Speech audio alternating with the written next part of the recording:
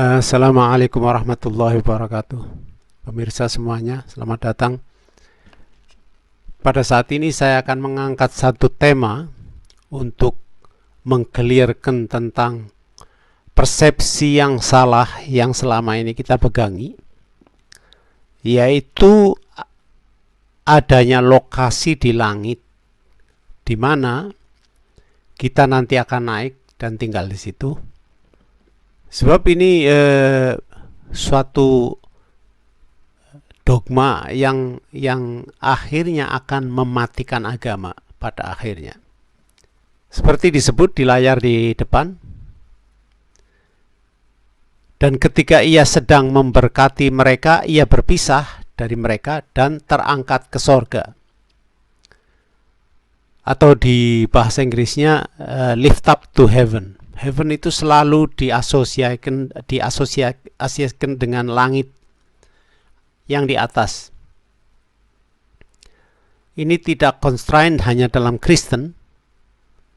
Ini hampir semua agama ya. Dan seandainya kita mau berbicara soal langit, kita harus mengerti langit. Oke, ini yang kedua. Di sini Paulus menggambarkan satu orang, dia bilang, aku tahu seorang Kristen 14 tahun yang lalu, entah di dalam tubuh, aku tidak tahu, entah di luar tubuh, aku tidak tahu, hanya Allah yang tahu. Orang itu tiba-tiba diangkat ke tingkat yang ketiga dari sorga. Kata-kata angkat itu selalu di-pick up oleh orang yang membacanya sebagai ke atas, selalu. Apakah dia maksudnya itu di atas di sini? Nanti kita akan lihat di tempat lain. Dia bilang, aku juga tahu tentang orang itu. Entah di dalam tubuh, entah di luar tubuh, aku tidak tahu, Allah yang mengetahuinya. Ia tiba-tiba diangkat ke Firdaus, dan ia mendengar kata-kata yang tak terkatakan, yang tidak boleh diucapkan manusia. Ya, ini kan cerita yang datangnya dari Paulus sendiri. Yang penting di sini adalah pemahamannya dia tentang sorga yang di atas. Itu yang dimaksud. Ini ke Muslim di Islam. Maaf, ini bahasa Inggris, saya tidak menemukan bahasa Indonesianya. Yaitu tentang Isra Mi'raj. Di sini disebutkan bahwa Jibril, he ascended with me to the heaven. Ya, Jibril naik bersama aku ke langit, heaven. Sama. Oke. Sekarang kalau kita pengen mengerti tentang langit, kita pengen tahu itu tentang langit, kita harus mengerti apa yang disebut jarak dan waktu. Atau di dalam bahasa Inggris itu time and space. Jarak dan waktu. Kalau Anda jalan dari halaman belakang ke halaman depan, itu satu jarak yang ditempuh memakan waktu. Oke. Tapi biarpun kalau jaraknya itu sepertriliunnya milimeter, tidak peduli, setiap kali ada jarak, selalu ada waktu, dibutuhkan waktu.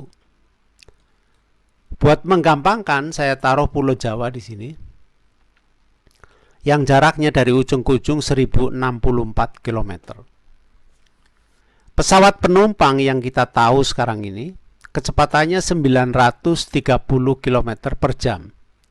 So, untuk menggampangkan, kita sebut aja 1000 km per jam, dan panjangnya Pulau Jawa ini 1000 km.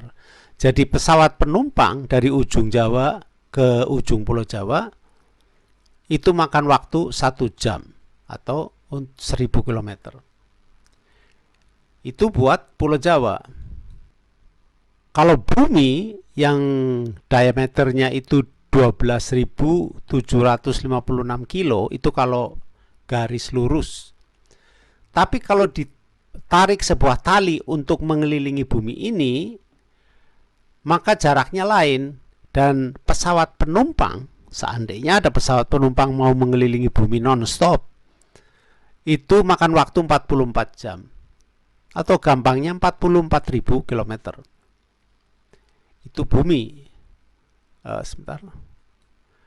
Dan ini mataharinya kita. Panjangnya garis lurus dari ujung ke ujung matahari ini sama dengan 109 bumi dijejer. Oke, kita sudah tahu tadi bumi itu 12.700 km plus, ya ini 109 kali. Tapi itu kalau lurus, kalau dikelilingi pakai tali begitu, dan pesawat penumpang mengelilingi matahari dengan kecepatan 1000 km per jam, akan memakan waktu 188 hari. Itu mataharinya kita. Matahari itu punya jarak jangkau, ya kan punya ada planet-planetnya di sekitarnya, bumi, Mercury, Venus, Mars, Jupiter dan lain sebagainya. Tapi matahari itu punya jarak jangkau. Di sini, di garis ini yang mengelilingi ini, yang namanya heliopause, di mana jarak jangkaunya matahari itu berhenti, tabrakan dengan sesuatu yang datangnya dari luar. Jaraknya dari matahari ke heliopause itu 18 miliar kilometer. Mungkin 20 miliar, mungkin 16, mungkin 25, siapa tahu, who cares? Sudah begitu jauh ya, sudah sangat panjang. Atau kalau diganti dengan kecepatan cahaya, itu 60.000 detik. Seperti saya tulis di atas, 60.000 detik. 1 detik itu 300.000 kilometer. Jadi kita bisa melihat satu matahari di mana tidak ada matahari lain di sekitarnya di sini. Yang matahari yang begitu besar hanya 1 titik, ya, dan jarak jangkaunya itu luar biasa. Dan ada probe Amerika yang namanya Voyager, diluncurkan tahun 77, itu baru mencapai heliopause tahun kemarin kalau nggak salah, dengan kecepatan 80.000 km per jam dari tahun 77. Itu menunjukkan jauhnya tempat ini, oke.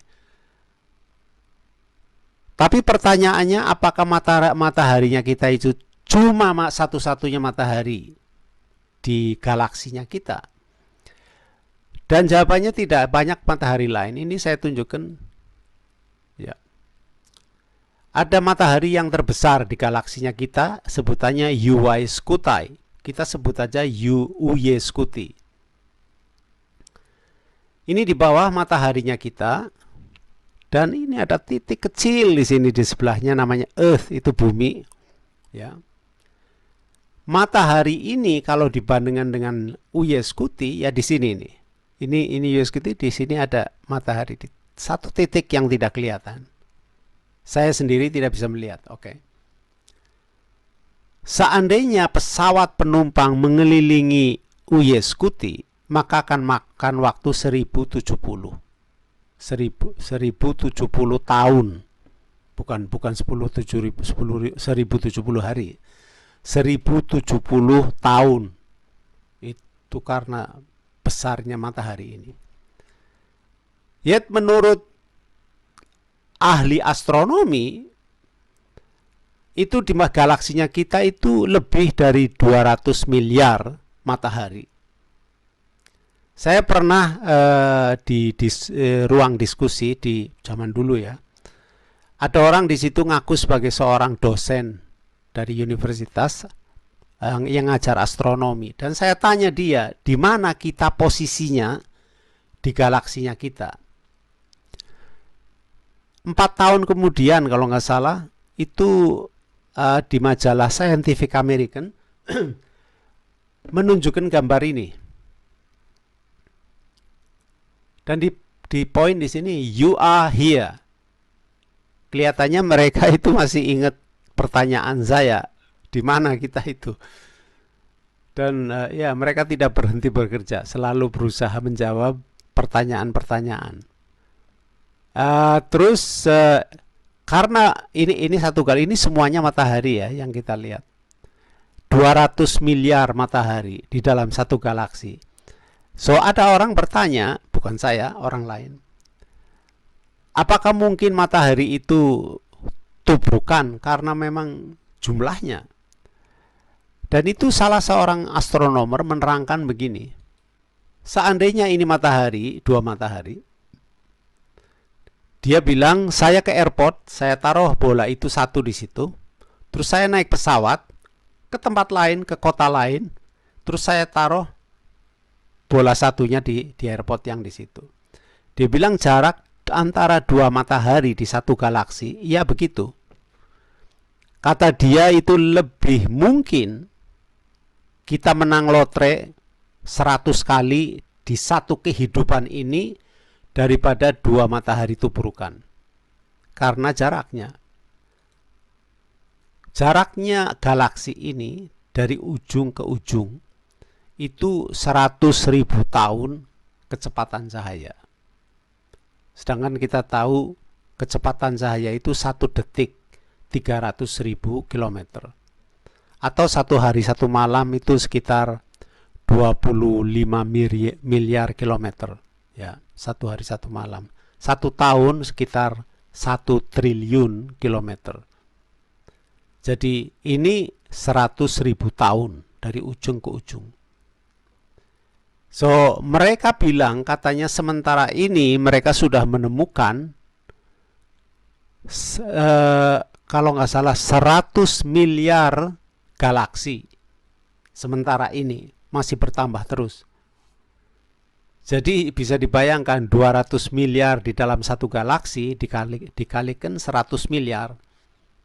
Ya jumlahnya matahari begitu. Dan bagaimana untuk menanggulangi kata-kata bahwa Yesus diangkat ke langit? Cara menerangkannya bagaimana? Di mana?